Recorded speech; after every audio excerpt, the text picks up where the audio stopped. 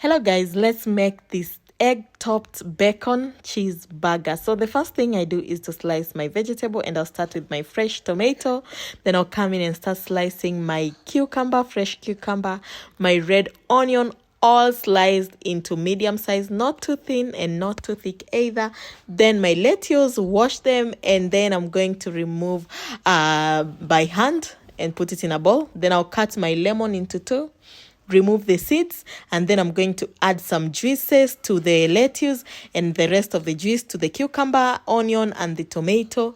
Then it's time for my bacon. I'll add the bacon in a baking tray, and then I'll put it in the oven. If you don't have an oven, don't worry, you can put it in the pan. I won't let it cook to be crunchy, just I'll let it cook but not crunchy. Then I'll add my burger meat into the hot pan with cooking oil and my eggs. My burger bread, I had put some butter in it and grilled it. Then I'll add some burger sauce in it, and then I'll add some lettuce, and then some tomato, and then cucumber, and then I'll add my onions, and it's time for ketchup. And now I'll top up some meat. Yes. And then I'm going to put my cheese on top.